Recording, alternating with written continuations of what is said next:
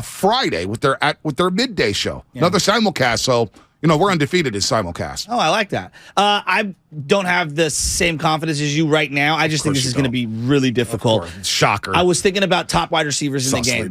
We just watched CeeDee Lamb, and he's a stud. This is who the Niners have faced in the last month and a half, okay? Devontae Adams, DK Metcalf, CeeDee Lamb, and this weekend's going to be A.J. Brown. Devontae Adams went 7 for 150 and 2 touchdowns. DK Metcalf, 10, 136, 2 touchdowns. CeeDee Lamb, 10, 117, 0 touchdowns. Now, the common denominator is that the Niners won all of those games.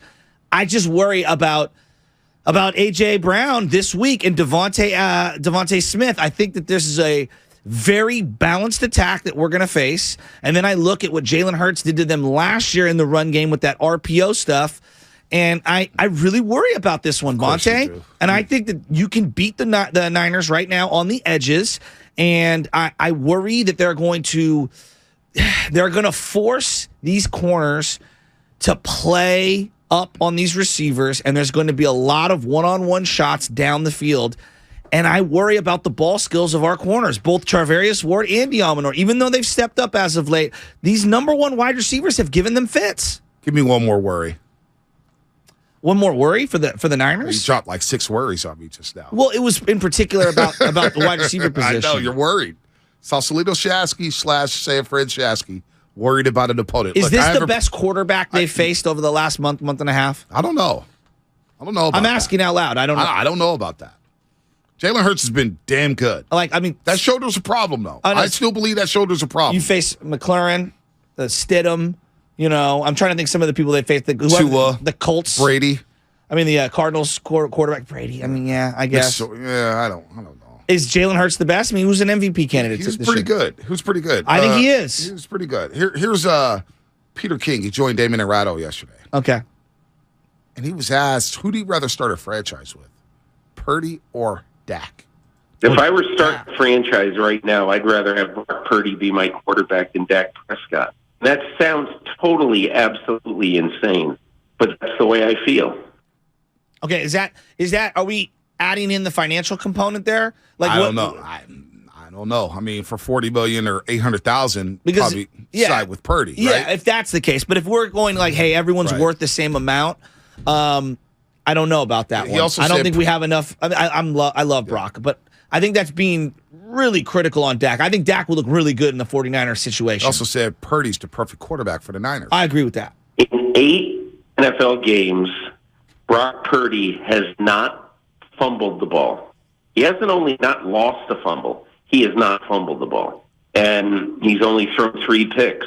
He is the perfect quarterback for a team that has a defense like the San Francisco 49ers. That's why Brock Purdy is going to be the opening day starter at quarterback regardless of what happens on Sunday or beyond.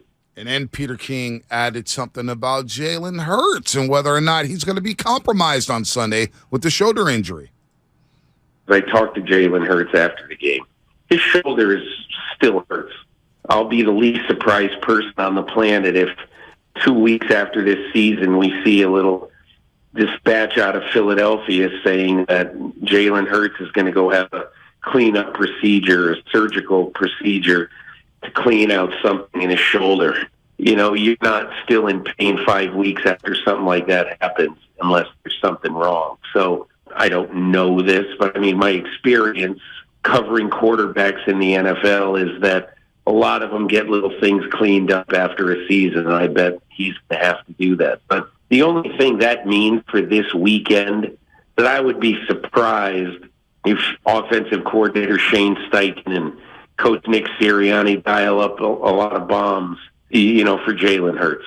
So we shall see. Look, there is a worry with Jalen Hurts throwing the deep pass to A.J. Brown and Devontae Smith. He's very accurate throwing the football down the field. I think they've struggled at that RPO. The RPO as well, and they haven't seen a lot of RPOs I know. lately. And it's going to be something new. We saw it a little bit with Tua, and they got burned on the first play of the game for 75 yards. So you don't want to bite. He does a great job of sticking it in there and then pulling that ball out, and then now you've got one-on-ones on the edges, and I worry about Jalen in this game. I really do. I think that seeing how healthy he is and how good he is on that mesh point play, because it's so important to what they do, That, to me, is the key to the game. Yeah, Tom Rathman is going to join us in 4 minutes here. The Niners maintaining the edges. Like, Bosa has bit on that play a lot in his career. He has. That is not a play he excels at. It's going to be a problem. It's going to be a problem. But how can you do that? How can you negate that?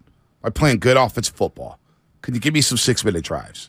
Can you give me some 7-minute drives? Can you run the football effectively against this tough front that Philadelphia presents? Can you get up against their linebackers, who I think is the weakness of their defense? We know about the secondary having a gang full of ball hawks, but can you run the ball and keep that offense off the field and keep them out of rhythm? Because Philly, they love to go up-tempo. That's what they do. They'll go up-tempo, they'll get chunk plays, and they'll stay on you. They'll put the pedal to the metal, man. Why, I've heard this from a lot of people, not just yourself, why do you think that the Philadelphia Eagles linebacker play is their quote-unquote weakness of their defense? They're a little slow to me. Okay. What I watch is they're a little slow. They tackle, but that defensive line does so much for them. You know, it's almost like they're not the Baltimore Ravens that won the Super Bowl in 01, but they do have a lot of guys like Fletcher Cox and Hargraves. I mean, they're not Sam Adams and Syracuse in terms of that build, but it's tough to run up the middle against them. And they create. Fletcher's going to the Hall of Fame. He's going to the Hall of Fame, and they take so many offensive linemen with them that these linebackers are free to roam sideline to sideline and make plays for them. I think the strength is their secondary alongside their defensive line. The linebackers kind of get hit behind this really good defensive line, but I believe if the Niners get on these linebackers, they don't have a Van Der Esch, in my opinion.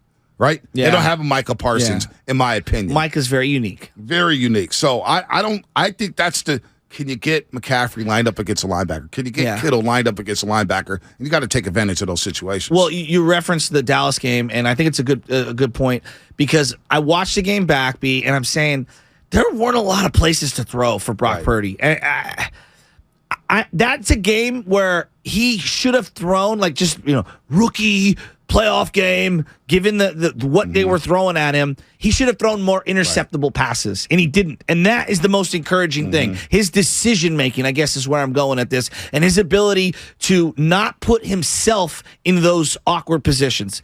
One, which I identified, was that little slant where 42 jumped up in the air, it hit off his shoulder, and then Diggs almost caught it on the deflection. And then the one ball to Ayuk that I thought it was a late throw, and you got to throw it more toward the pylon on the first drive. Right. That's it. He was pretty clean in terms of decision making. Yeah. So if they can get more space because those linebackers are slower, you got to think they can gash them a little more, because there wasn't a lot of offensive productivity via the pass in last game. No, not at all. It just wasn't there. Can we take some positive? This is from Marcos Paz on YouTube. Bonte Shasky, can we take some positives from the Eagles-Niners game in Philly last year, week number 2? It's a bit different. You got a lot of different guys. Josh Norman was playing cornerback for the Niners. Josh Norman. Well, Jalen was so young. Jimmy Garoppolo was playing. There wasn't CMC. Elijah Mitchell, second game. He got his ribs busted in that game. Ayuk was still in the doghouse no doubt. At the time. Hufanga wasn't playing safety. Like, there's a lot of difference. Wouldn't you agree? There was. It's really difficult to go back. I mean, that's 2 full years ago, essentially. Well, and they added A.J. Brown. That's a game changer. And Devontae Smith was a rookie. So he's playing in the second NFL game. Jalen Hurts starting, 12 of 23, 190 yards, sacked twice, but he did run for 82 yards. Miles Sanders, 13 carries, 55 yards in that game. Quez Watkins had that big 91-yard catch, but the Niners had that goal line stand. Remember that one? Tartan Lenore catching him. Quez Watkins got speed, man. He's a tough player. Kenneth Gainwell as well. Team has speed. He has a lot of speed offensively. Jimmy Garoppolo in that game, 22 of 30, 189 yards. Elijah Mitchell, look, they shut down the run last year. Elijah Mitchell, 17 carries, 42 yards. He got beat up in that football game. George Kittle, just 4 catches, 17 yards. So, not sure how much you could take away from that football game, but it is good that they at least saw Jalen Hurts last year, and they saw the speed of Devontae Smith. But A.J. Brown, they actually saw him last year against Tennessee. These 2 dudes, they could cause some problems. I think last week was the first time that I said, Banks, Brunskill, Burford, and Brendel as a combination, guard, center guard. I thought they got worked in the trenches, and I'm looking at this matchup, and I think this is going to be a very difficult matchup for those guys. Worry. I was going to say that, but I didn't. That's pretty good. 2-time I didn't Super Bowl say it. champion. One of the greatest fullbacks in 49ers softness history.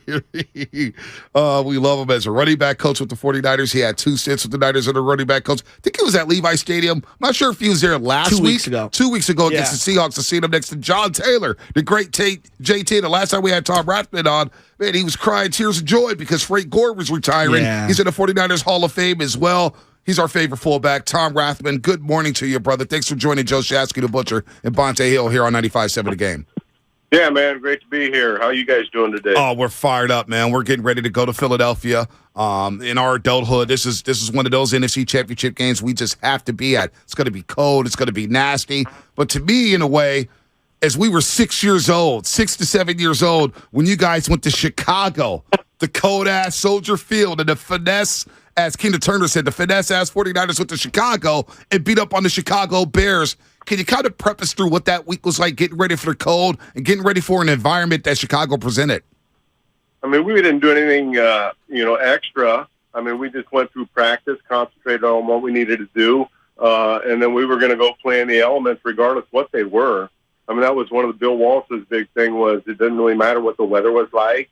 The bottom line is that you go out and perform. I mean, you got a job to do every play, and could do that job every play. But just going back to that game, that was a tremendous game because that was my first championship game that I was in as far as the pros, the NFC Championship.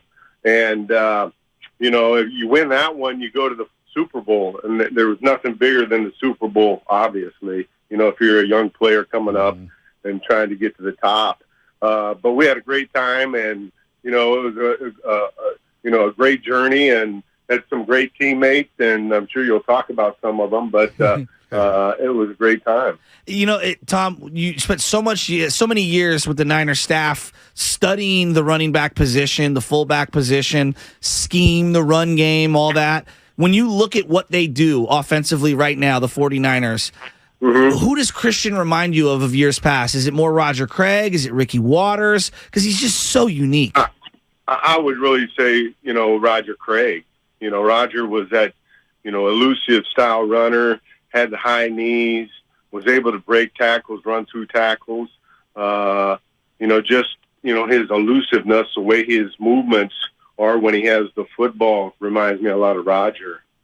Is the toughness underrated for both Roger and Christian McCaffrey? Because I see the guy, and I think a lot of people, he's just a burner. His vision, his patience, and his toughness are so underrated. I'll tell you what, I mean, that's the number one quality that I put on a tag for a running back is toughness.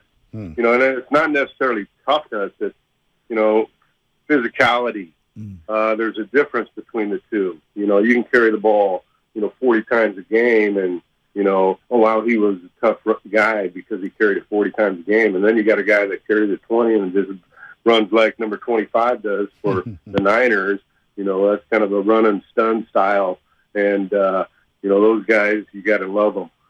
He's in the 49ers Hall of Fame, 2-time Super Bowl champion out of Nebraska, a longtime running backs coach. Of course, Coach Frank Gore for most of his career here in San Francisco. Tom Rathman on the Morning Roast. And going back to that Chicago game, that NFC title game that you played in, you had 5 catches for 51 yards. You were a unique fullback in which you could blow linebackers up, you could block, you could just go right up the hole and just stuff dudes, but you also get out the backfield and catch some passes like Kyle Juszczyk we see today wearing that number 44. How much fun would you have had playing in the Shanahan offense with all the different things Shanahan asked the fullback to do? Well, I'd be in his office begging for the ball, carrying the ball. No, I'm just kidding. I think realistically, they try to get the fullback out there and play in that personnel, and I think it's a wonderful personnel because it's a little bit different fits for the defense, as opposed to having an extra guy on the line of scrimmage. That's different fits for guys. You know what I'm saying? As far as linebackers, you put a guy coming off the ball and then inserting on one of those linebackers, those elements inside or on the perimeter, and it's a little bit different fit for guys. So I think the personnel is, great. It kind of throws, a wrench in things. I mean, you got to work on it, as a defense. But I think they will, and just let's go. Is it underrated how difficult it is for someone like Juice to sync up the timing on the blocks when it's a guy like Elijah Mitchell back there versus Debo back there versus Christian McCaffrey? Does that make it more difficult for the fullback as the lead blocker? No, not really. I mean, the way I did it was I always had everybody on an aiming point course, footwork, and fit. So, they know where they were going to start, their aiming point. They know what their footwork was. They know what their course is, and then you adjust off it of what the defense does. If a guy slants, you got to bounce it outside, and vice versa, cutting it to the backside. And then you're fit. How do I fit on this play, whether it's a run or as I'm a blocker? If it's a blocker, I'm usually working, inside eye, outside eye, that fit, that, that detail on, impact. And it may change, and then the runner has to change. So, it's a fast-playing game, and, you got to be ready to react. Tom, we look at Philadelphia's defense. What makes them who they are? A lot of people talk about their defensive line, how deep they are. They amassed 70 sacks this season, which is 15 more than the Kansas City Chiefs, who came in second when it comes to total sacks. What have you seen from this Philadelphia defense that's going to be challenging for this Niners offense? Well, you're right. They have, a lot of sacks. And I think our offensive line has been doing a great job, so they need to continue to do that. But just going back to the defense of Jonathan Gannon. Jonathan was with me in 2018, 19, and 20 in Indianapolis. He was a defensive back coach. So I kind of know what he is as a coach, and they're gonna be really well coached. All right, I'll tell you that. They're going to harp on ball, getting the ball out. And on offense, they're going to harp on ball security, 4 points of pressure, clasp hand, body, ball, boundary, all those good things, wrist above the elbow. But I think the defense, they got great personnel. They're going to be well coached. I think it's going to come down to fundamentals, big plays, fundamentals, and third downs, when you talk about this game. Tom, you were with the Niners for so long, and like me and B, you watched all these quarterbacks come in and play. Sean Hill, Troy Smith, Alex Smith, Kaepernick. Right down the list. Blaine Gabbert. What's it about Brock Purdy? Why has he been so good so quickly? Because it feels so unique. Like he's just boom, boom, boom, fits right in, and he's just getting rid of the ball like a point guard in basketball. What is it that you're seeing that makes him different from some of those other guys? I think he's got great composure back in the pocket. You look at him and he's not too high, he's not too low.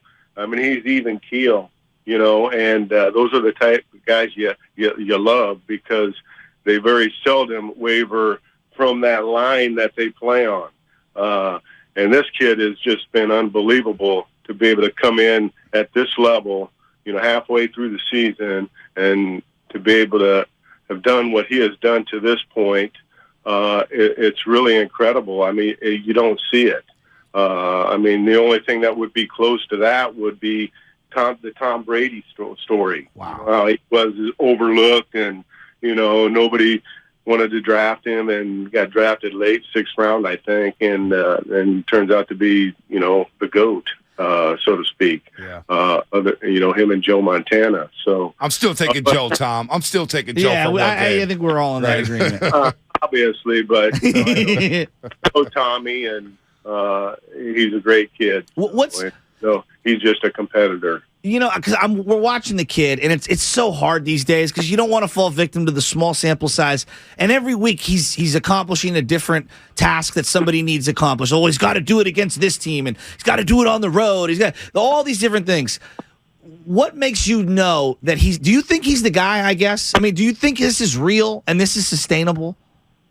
Well, it's been sustainable for quite a while this season, so that's saying something. But, like I said, this guy doesn't waver off of, his performances, he's pretty consistent the way this guy plays. And as long as he keeps doing that, he's doing his job. Now he's got to have help and have his teammates help him make sure that he gets his job done. So whether it's the protection, whether it's the run game, whether it's the receivers catching the balls. The George Kittle catch last week, a classic example. That's a player that's making it work. That's what you have to do in these games. You've got to make those plays when you get the opportunity, and you only get one chance. So right now he's getting the help. We need to stay consistent with it, and love their chances. But I love this matchup. No question about it. Yeah, it's going to be a physical football game, cold out in Philadelphia. That fan base is nasty. What do you remember about playing in Philadelphia? I know you played at the old Veterans Stadium. You guys scored 4 touchdowns in the game against the Eagles in a dramatic game in the regular season. I know you remember that one, Tom. What is it like playing in Philadelphia, though? We hear it's nasty. We hear they're telling us not to wear our Niners gear. I'm not going to go like that. We're wearing it, but what's so difficult about playing in Philly? Philly, I mean, if you would have seen Philly, if you would have seen their turf, they had 2x4s in between the 25-yard line, the 20. There's 2x4s in there with turf wrapped around it, inserted. I mean, it was the worst field that I'd ever played on, to be honest with you. Now it's got a great history, and playing against the Philadelphia's back there. I can remember playing, when they were the great team, and I think it was 89. Buddy Ryan? 80, 89, those years there when they had Reggie White and all those guys. I mean, just unbelievable team, players that we played against, both on offense and defense. So it was always a tough game. And, anytime you have to go back to the East, it gets a little bit time because the time zone is a little bit different. You play a 1 o'clock game on the East Coast, that's really 10 o'clock here. So you have to have your body, ready to go and know how to turn it on because really it's 10 o'clock in the morning. So those things were, things that I think people have researched and everybody has their way about going. And we always went on a Friday night. So we got in Friday night late, and then we had all day Saturday to try to adjust, to the East Coast, and then play the game on Sunday. So I think that was a big factor. But that I don't know what time this game is. Is it 12 o'clock West Coast time, 3 o'clock East Coast 3 o'clock time. Out there. 3 o'clock. Yeah. So 12 o'clock. I mean, I don't think there will be a big issue there, but I know that was always a problem when we played back there in Philly and anywhere on the East Coast. But we handled it pretty good. We did. So I think we have the record of 18 straight wins on the road, over a couple different seasons. The 49ers do. So, I mean, we were great on the road. We love to go on the road. Hell yeah. Touchdown, Tommy Rathman with us, 44, one of my favorites of all time. George Kittle on the sideline, dancing. I mean, he's dancing during timeouts and doing all his wildness. I love that Kyle lets these guys kind of be themselves. Like, it feels like a very empowerment, way of coaching. How would Bill Walsh or even George Seifert, because they were very different personalities, how would they have handled George Kittle? I mean, we did our thing, really. I don't think they would interject, if we were doing things unless it was harmful to the team. Gotcha. So, I mean, the stuff he does is kind of goofy, you know what I'm saying? But, I mean, that's his personality. You got to love it. I mean, shoot, if I was a fan, I would love that guy. Love him after he made that catch last week. Do it again, baby! But, I think he's a pretty classy guy. I mean, good football player, and I think the fans love him. So, that only helps. No, it does help. And Tom, thanks for helping us out this morning, giving us some insight on this NFC title game and reminiscing about back in the day when you guys won in Chicago, the NFC title game, of course, beating the Cincinnati Bengals in Bull Walsh's last game. Tom, you're the best, man. We love seeing you at Levi Stadium. Hell yeah. Hopefully we see you in Glendale, Arizona for a Super Bowl. We'll see what happens Sunday. Okay, good luck to you guys. Absolutely, yeah. We're going to need it, right? Tom, I think I might bust out the white 44 just for you. Oh, he's gone. He Ric Flaired us. 49ers Hall of Famer, 2-time Super Bowl champ. Tom Rathman. I love him so much. You have a 44? Yes, I do. Ooh.